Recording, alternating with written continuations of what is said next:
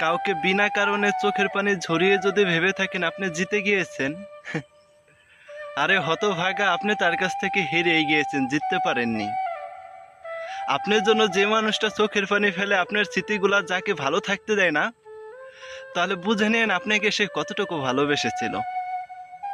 ভালোবাসার কতটুকু আপনি বুঝতে পারলেন না। চোখের পানি দেখে একটু মায়া করতে পারলেন না।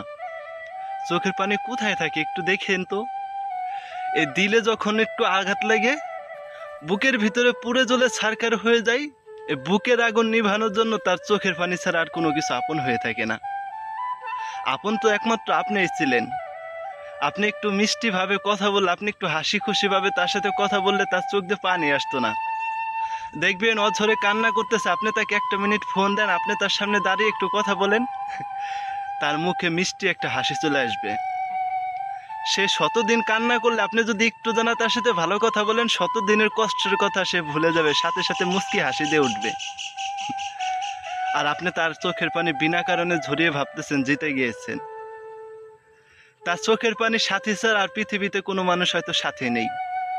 বুকের আগুনটা নিভানোর জন্য তার চোখের পানি যথেষ্ট হয়ে থাকে। তবে আপনি তাকে এভাবে কিন্তু ঠকাইতে পারেন না, কষ্ট দিতে পারেন না। চোখের পানিরও একটা হিসাব আছে। মানুষের অভিশাপ যে কি একটা জিনিস, এটা আপনি হয়তো বুঝতে পারবেন না। ওই চোখের পানি আপনাকে কখনোই না কোনোদিনও ভালো থাকতে দেবে না।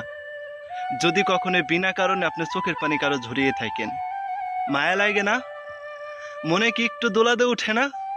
যে ওই মানুষটা আমার কথা চিন্তা করে আমার দেওয়া স্মৃতিগুলা ভাবতে ভাবতে সে নিজের জীবনটাই নিজে শেষ করে দিতেছে, বিনা হিসাব করে চোখের পানি ঝরাইতেছে।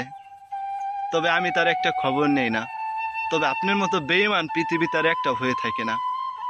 নিজের বিবেককে একটু প্রশ্ন করে দেখেন। আমি তো চাইলেও তার জন্য কান্না করতে পারি না, তবে সে কি সেজন্য আমাকে পাওয়ার জন্য এতটা কান্না করে? তবে সে আপনাকে নিঃস্বার্থভাবে ভালোবেসেছিল। হয়তো আপনাকে নিঃস্বার্থভাবে ভালোবাসাটা তার অন্যায় ছিল, মাঝপথে সে ঠকে গিয়ে আপনার মনে আঘাত না দিয়ে সে নিজে নিজে চোখের পানি দিয়ে নিজের কষ্টটা লুকিয়ে রাখার চেষ্টা করে। একটু খবর নিন তার, সে মানুষটা কেমন আছে। একদিন তো হইলেও তার খবর নিয়েছিলেন, এখন কি সেজন্য তার খবর নেন না? সে মানুষটা হয়তো ভালো নেই। আপনি দেওয়া অবহেলে তো আপনি দেওয়া কষ্টটা নিয়ে সে তিলে তিলে নিজের জীবনটা শেষ করে দিতেছে।